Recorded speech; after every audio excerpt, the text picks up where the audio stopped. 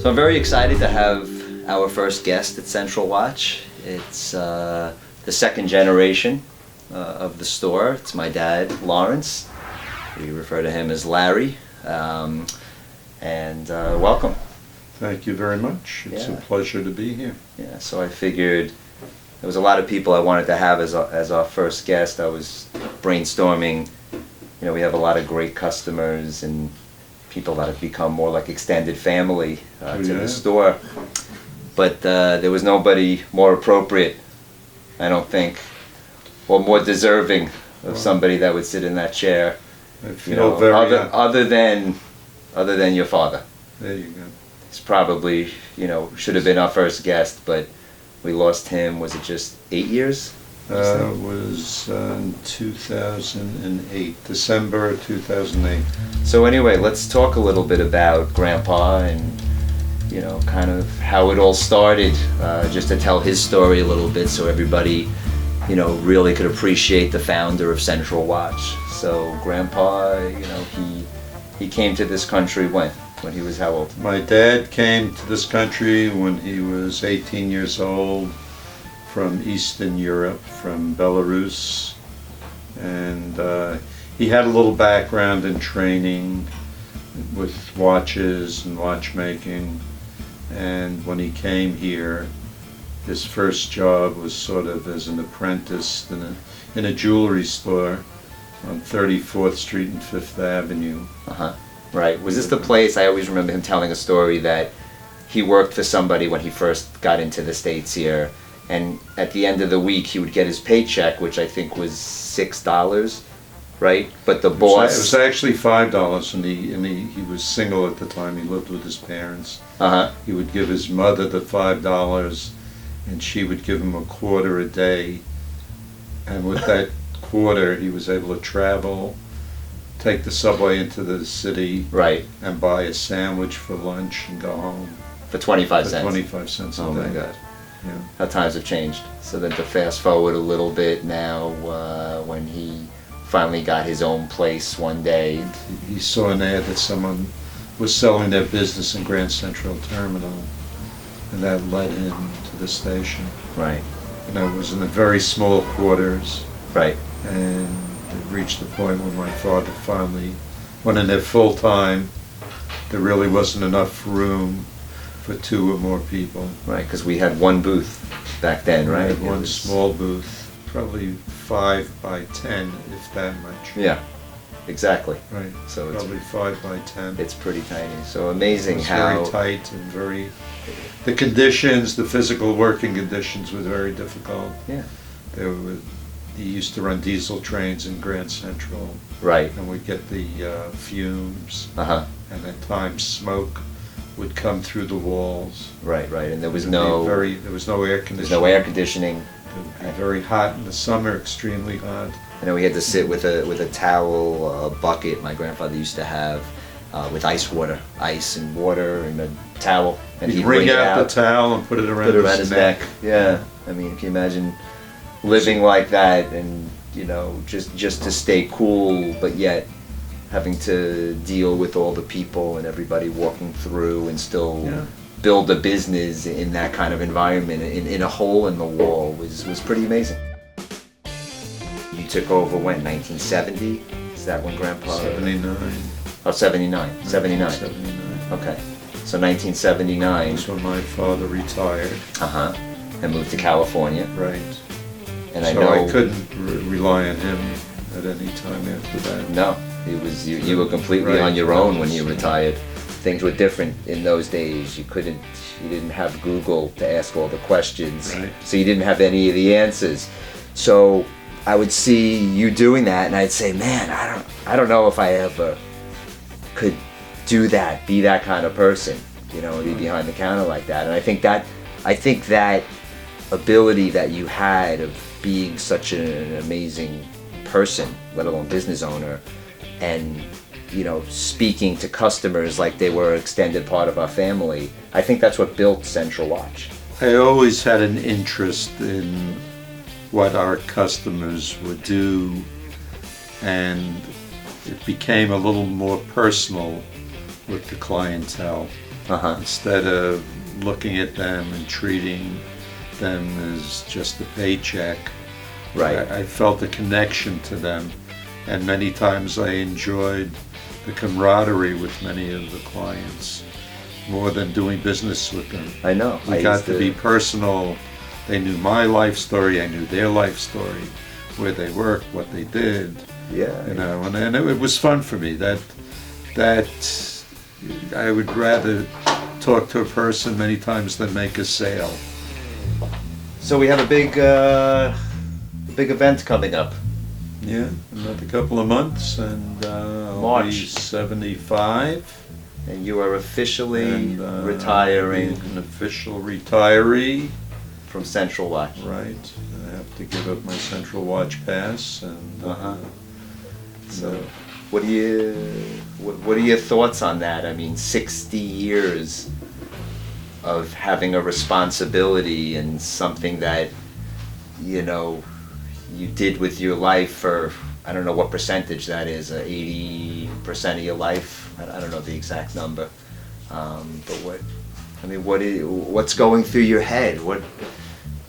well, What are you gonna do April 1st, other than make some April jokes? 1st, I'll be making some jokes. Uh-huh. And then I've got to think really what I'm going to do. I'm not a planner, so I have little hobbies, many of them around watches, believe it or not. Yes. So I have to go through my collection and see how I can organize them. Let's just go over a few pieces. I mean, tell me first, I mean, do you really have a passion for collecting, or it's just like they were there, so you kept them anyway? Well, when I saw a special watch, something that was unique, I felt I had to have it, Uh-huh. but I felt it would be a good investment. As you can see, I hardly ever wear them. I don't like to put a scratch on Right. them. You never wear anything. So I never wear You wear the same one or I'm a two creature watches. of habit. I end up wearing, one or two watches, Right. and I have many, many watches. Uh-huh. And, So just to go over a few that we have here, I mean, this so is this is a watch that was from the World War I period. right. And its design is to protect the crystal of the watch. In the years that the watches were made, there were no plastic crystals, they were glass. Right. So this was to prevent shrapnel from hitting the crystal and breaking it. So during the war, during World War One, Yeah. right? So, That was yeah. a trench watch that would protect the crystal from having that Exactly. on there. What's unique about this watch, What is it, first of all? it is the first water-resistant watch that was designed, Uh-huh. and it has a lockdown Who crown. made it? Well, it's again a contract case that was made. The company that made the case was called DePolier, Uh-huh. and again, it accommodated many American mechanisms. So it could be, in this instance, there's an Elgin in there. Okay. It could take a Waltham, an Illinois, or a Hamilton. And they actually had a lockdown crown, and there was cork before there were rubber gaskets. They fit cork under the bezel and in the back. And it's pretty collectible these days. It's unique, Beautiful. and its design and all. And the condition is gorgeous on it. So next on the list is, it looks like your root beer. It's a GMT Mm-hmm. that is from the 70s, I believe, or I have it marked on the case. Right. And Yeah, I think it says 71. you know, it's what they refer to as a root beer because of the color of the dial. And this dial was made in several different shades, and this picks up the bezel very beautifully. Yeah, or a lot of times it's just the way that sometimes the paint would actually age also. In this color that you would see, you know, that natural patina Yeah. that would come on the watch, and it really, everything aged almost in the same coloration. I know this is a watch today that people are going crazy for. I mean, anybody, I think that's a watch collector, is trying to buy this watch, where it comes in a couple different versions. It was a Rolex. This is a 5512. This is a 12. With 4 rows on the dial. But just to explain to everybody, this is a submariner. It's a submariner. It's a submariner without a calendar. No calendar. Right. And this is also from the 70s. Yep. And what's beautiful, the patina on the markers and the hands match so perfectly, and have that slow discoloration over the years, and the dial is perfect. Yeah, I know today these watches have become almost extinct in the marketplace, or at least for a fair, price, the way you can usually buy them now. They've skyrocketed, and if you see them, it's usually from a very exaggerated price. In this condition especially, I mean, it's absolutely stunning. So this is the last one that you brought up, Right. which is also a Also submariner. Submariner with the date, That one has a calendar. and also has a very special dial. Uh-huh. The way that it aged beautifully. And I think this is the reference 1680, right? A 1680 Right. from the 1970s. I think that if you're a watch collector, a new collector, I think these are some of the best pieces to buy and to own. Number one, they're super durable. It's a watch you can actually buy and wear and not have to worry about destroying. That's the beauty of the Rolex, Yeah. the oyster case. And I don't see these ever going down in value. Once again, you're ready, you tell me. I know someone who would make a very fair offer on these beauties. But anyway, just in closing, for today, and like I said, this is just part one of hopefully many to come.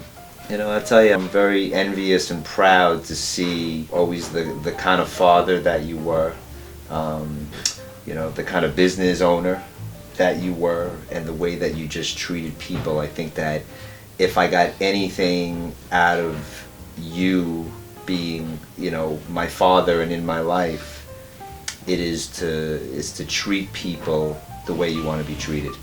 I think that you've lived by that philosophy like 100%. I think I've seen you fly off the handle and lose your bleep maybe twice in my entire life, and it's usually when somebody was just a little not there and pushed your buttons to where there was just no more pushing.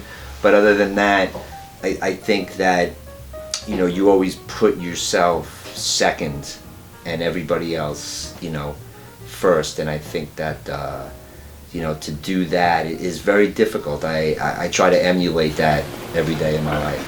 Thanks a lot. Thank you everybody for watching. Please subscribe if you want to follow us. And once again, we appreciate you spending the time with us. And Thank you. love you, Dad. Love and, you too. We will continue the journey. Sounds great. So, all right. Goodbye, everybody. See you soon.